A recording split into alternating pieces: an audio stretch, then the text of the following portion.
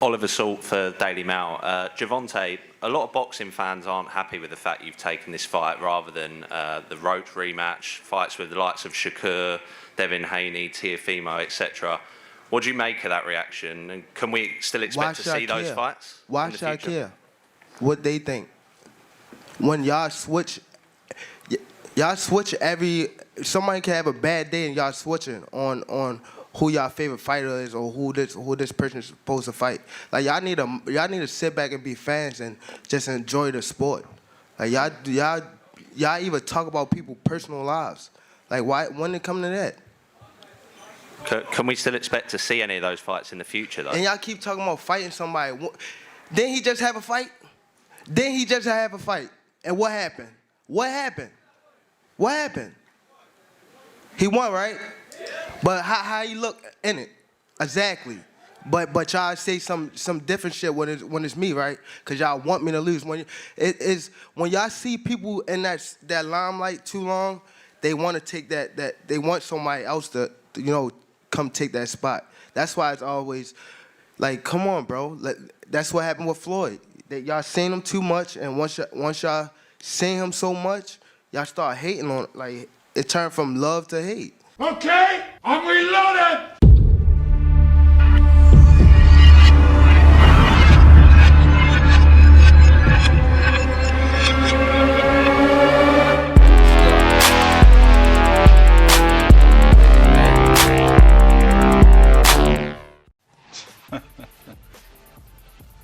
Oh man, I'm really trying to control myself right now.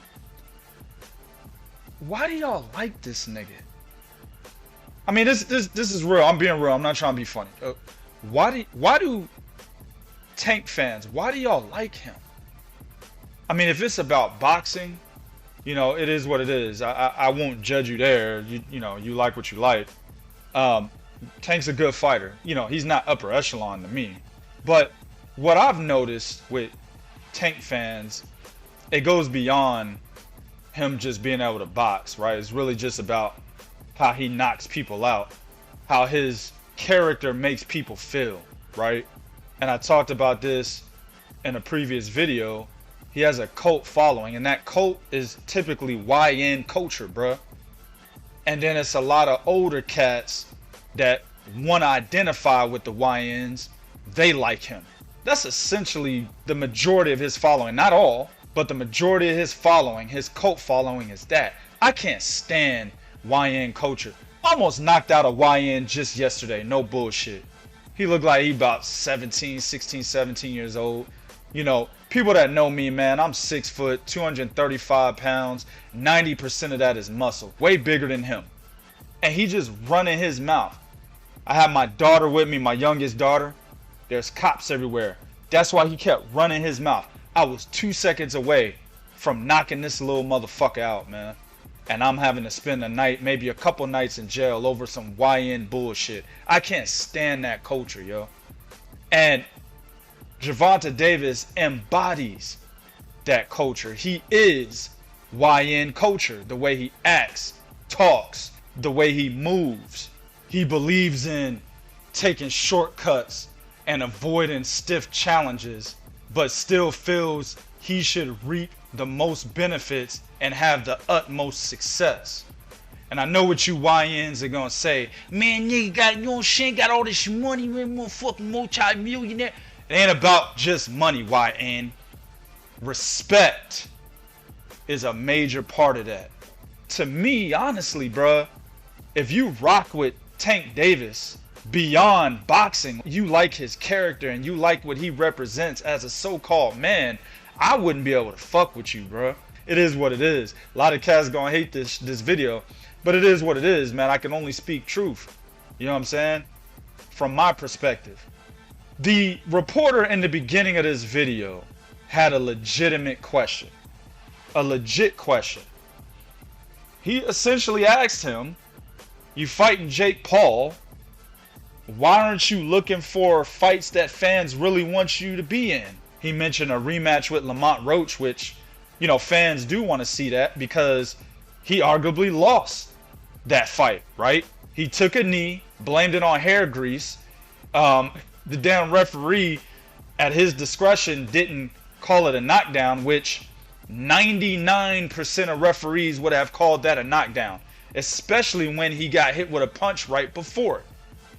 But at his discretion, he didn't. That ended up being the difference between a Lamont Roach win and a majority draw, which is exactly how it turned out. So he arguably lost that fight. So fans want to see it again. They want Lamont Roach to get his redemption, and you got a set of fans, his cult following, that want Gervonta Davis to go out there and fight like they think Gervonta Davis can fight and knock him out, right?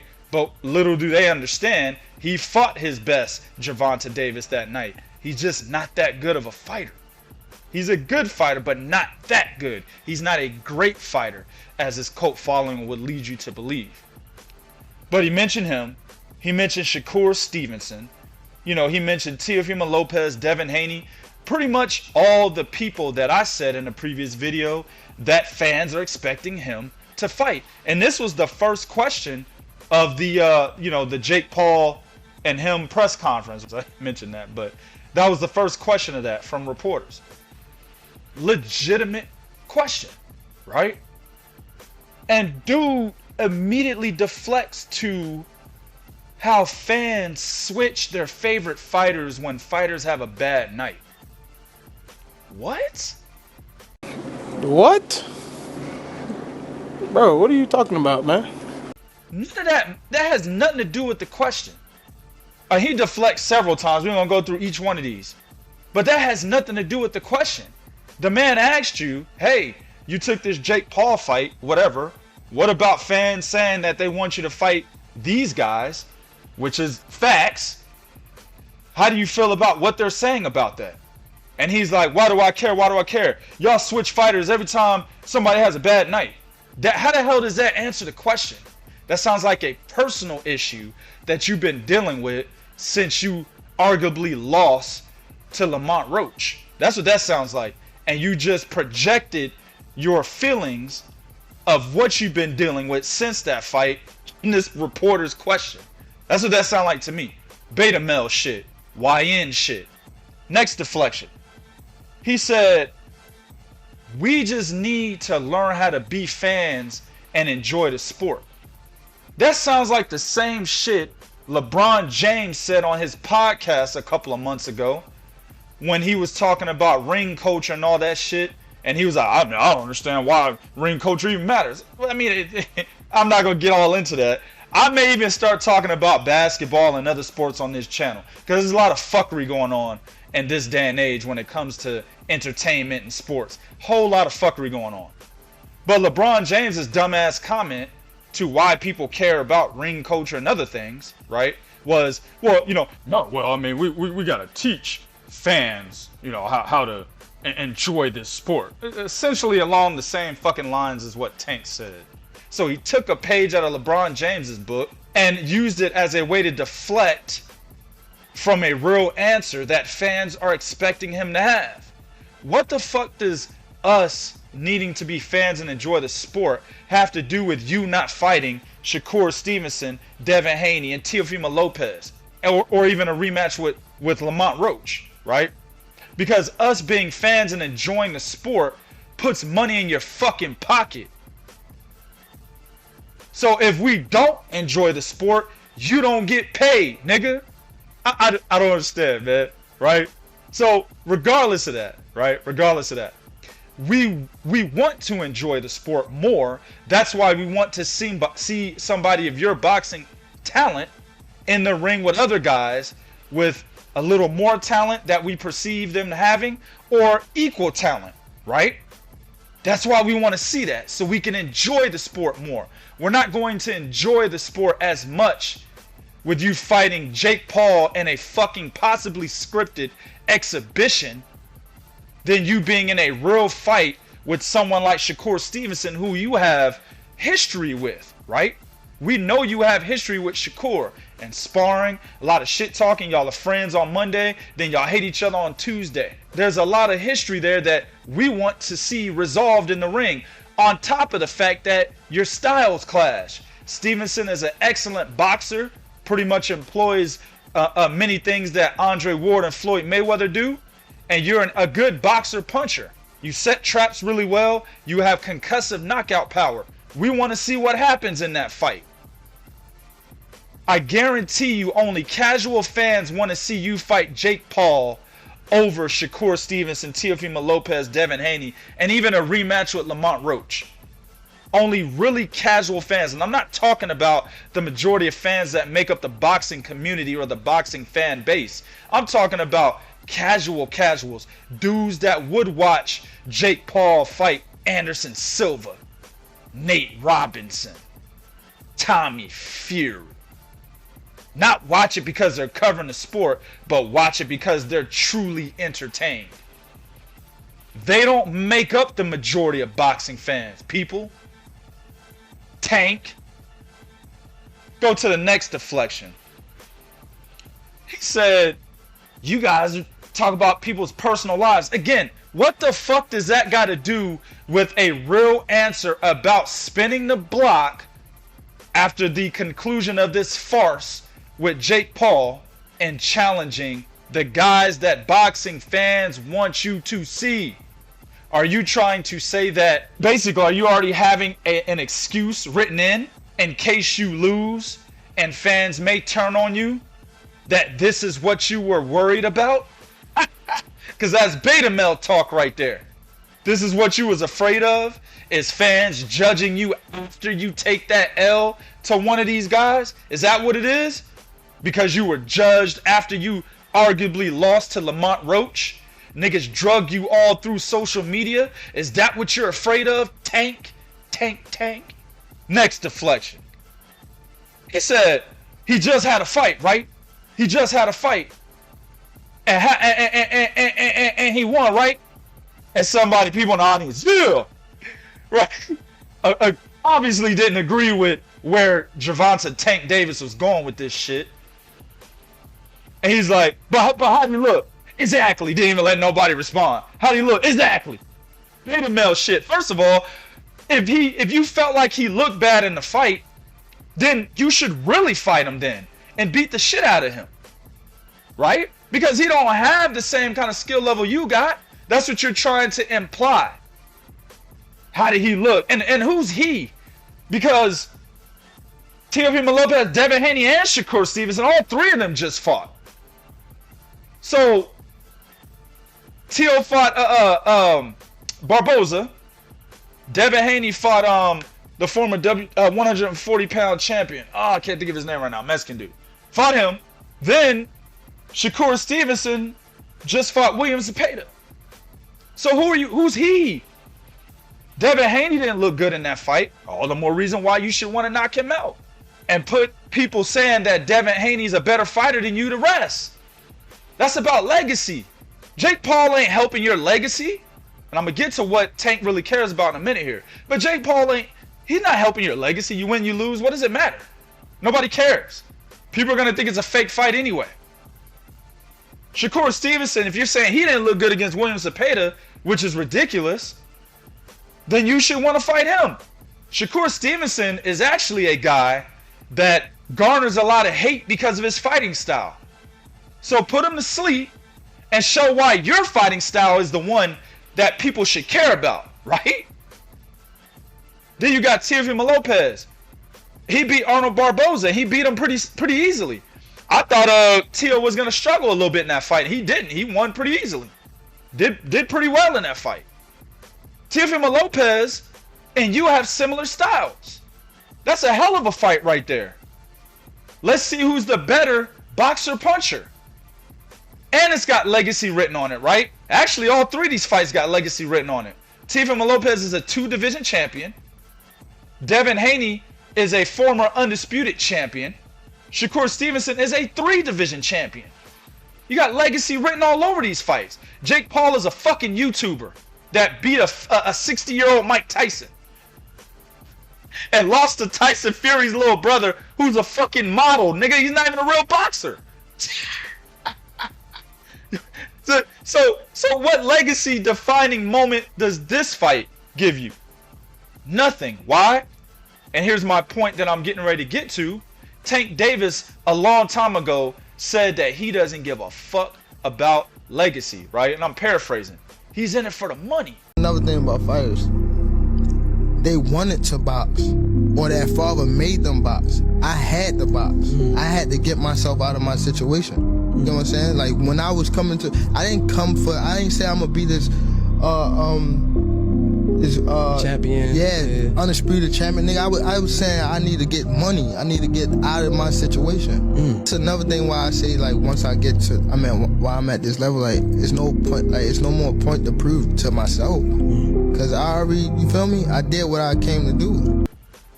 Now, as a boxing fan, why would you follow somebody who's in it for the money only? Now, prize fighting is prize fighting. And even Floyd Mayweather at one point said, if you're not in it for the check, then you a stupid motherfucker. And I'm a prize fighter. Of course I'm fighting for the money. But if you look at the opponents that Mayweather was fighting, that led him to the point where he could name his price. Floyd Mayweather went through a gauntlet, bro. What gauntlet has Gervonta Davis gone through? Liam Walsh? Francisco Fonseca? What gauntlet has he really gone through? Ryan Garcia? Frank Martin? He hasn't gone through any gauntlet. I recall Floyd Mayweather fighting Gennaro Hernandez in his early 20s. A Hall of Famer who was the champion at the time, bruh. Jose Luis Castillo arguably lost the first fight, immediately rematched him to put the doubters to bed. Chico Diego Corrales, who at the time was a top 5 pound-for-pound fighter. He fought a DeMarcus Chop Chop Corley when Chop Chop was a real contender. Gave Zab Judah problems. Sharmba Mitchell, I remember Emmanuel Stewart was saying that if Floyd Mayweather moved up in weight to fight Sharmba Mitchell at 147, he would lose that fight. The great Emmanuel Stewart said that. He fought Oscar De La Hoya.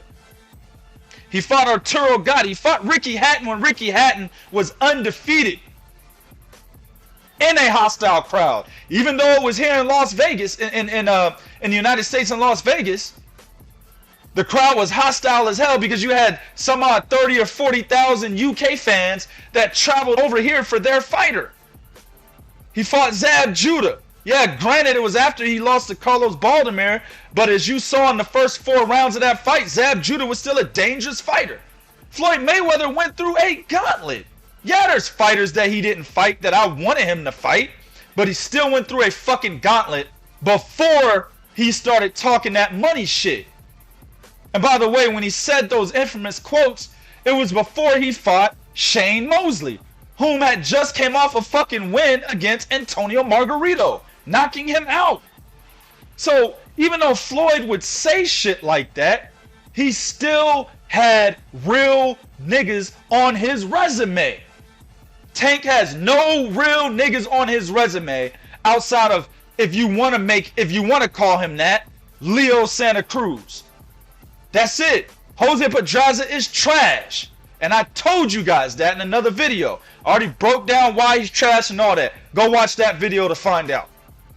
Leo Santa Cruz is arguably his best win. It ain't Ryan Garcia because he ain't fight nobody. Right? Luke Campbell does not make you an elite fighter at all. Having 1 million Instagram followers doesn't make you an elite fighter at all. So Tank has no real opponents on his resume. And that's all fans are asking for at this point. How long has he been a pro, man? Since like 2012 or some shit? We talking at least a decade he's been a pro. And still ain't fought nobody. Let's go to the next deflection, man. He said fans want him to lose because he been in the limelight. What limelight?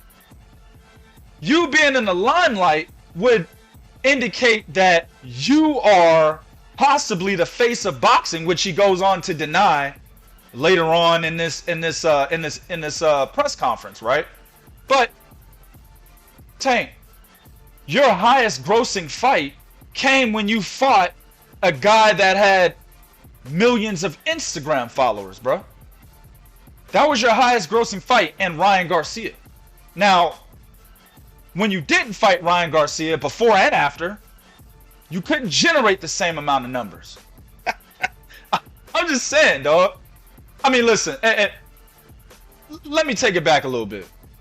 Being in the limelight to him is having all these social media followers and people watching this fight and him selling pay-per-views. If that's what it is to him, great. You're in the limelight. But you're not in the kind of limelight where people really care to see you lose to the extent of how they cared about Floyd Mayweather losing. And that was the last deflection. He compared himself to Floyd Mayweather, talking about the love for Floyd Mayweather transferred into hate because he's been on top for so long, pretty much. But that's not you. Yeah, you've been in your definition of the limelight, but that is a contained limelight. You are not Floyd Mayweather. You're not even as popular as Floyd Mayweather was when he probably fought Arturo Gatti, bruh. Floyd was probably more popular than you at that time. I don't think Tank Davis is more popular today than Floyd Mayweather was when he fought Arturo Gatti. I don't believe that. And that wasn't even Money Mayweather. That was still Pretty Boy Floyd. Because at that time, Floyd was a top pound for pound fighter. In the top 5, possibly the top fucking 3. Tank is not that. Tank's not even on the Three Kings boxing pound for pound list. So a lot of people who want to kiss Tank's ass or are part of his cult following, they're the only ones that have him ranked in the top 5 on a pound for pound list. Shit, they're the only ones that have him on a pound for pound list in general. He has not done anything to put himself on a pound for pound list but covered a goddamn WBA regular title. He's not even really coveting the super titles like that. He's known for the WBA regular title, which is a second tier title. He's known for having that title more than he's had the super title. I think he's held the super title twice or so, but held the regular title in several divisions. Come on, man. Moved up to 140 to fight Mario Barrios and took the regular title there. Come on, man. So, at the end of the day, bruh, Tank Davis is extremely delusional, bruh. And you cult-following fan base are just as delusional as him. This dude is so afraid to get in a ring with somebody of note because he cares about his image too much. Tank Davis is the classic example of a guy who tries to tiptoe around the biggest challenges because he's afraid that if he doesn't conquer a challenge, that nobody will like him anymore.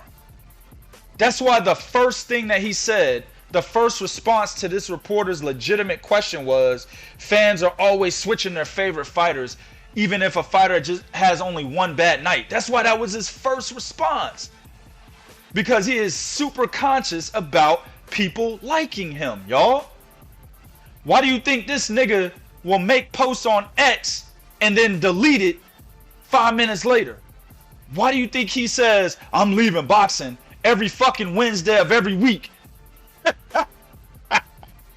This motherfucker is on a cadence to say, I'm retiring from boxing at least once every 3 months. I'm retiring. Then comes back. This nigga changed his name to Abdul Wahad or Wahid or whatever the fuck it is. And then he's back to Tank Davis like a week later. This dude is super conscious about his image. He wants as many people to like him as he can get. And what does that mean? Sugar puffing up your fucking resume. Making yourself look better than what you really are by knocking out niggas that are not really on your level. That's what he's doing. That's the blueprint for Tank Davis's success. Complete farce, bruh.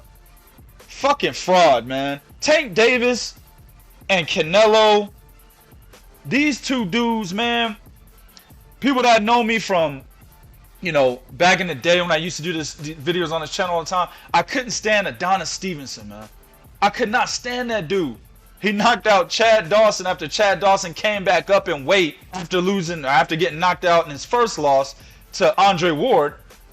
a move he should have never done. He should have made Andre Ward come up to 175, but I digress. Immediately comes back up to 175 and fights Adonis Stevenson and gets knocked out again. Adonis Stevenson acted like a complete diva with that title, bruh. Now, people gonna get mad, and this has always been up for debate, but I stand on the side of Sergey Kovalev in that matchup. Adonis Stevenson did not want any parts of Sergey fucking Kovalev, man. He didn't. Now, the networks had a lot to do with it, right? Sergey, I believe, was on HBO. Adonis Stevenson was on Showtime. And the networks really didn't believe that that fight was worth coming together. I believe the networks didn't think they would make enough money for them to come together and split the pot in that kind of matchup like they did Floyd Mayweather and Manny Pacquiao. So I really felt like the networks didn't think they could make that kind of money to split that pot. But at the end of the day, Adonis Stevenson was always tiptoeing around Sergey Kovalev, man. I ain't gonna get into that. I got all the data in the world to support that, but that's a different video. But he was tiptoeing around that motherfucker, man. And in the process, I couldn't stand Adonis Stevenson. I couldn't stand Peter Quillen. I couldn't stand Peter Quillen. Because I remember Peter Quillen on an interview with IFL TV. It was one of the first interviews where I've actually heard of Hugan Casey and IFL TV. This motherfucker admitted that he did not want to fight Gennady Golovkin. They're both sitting at 160 pounds.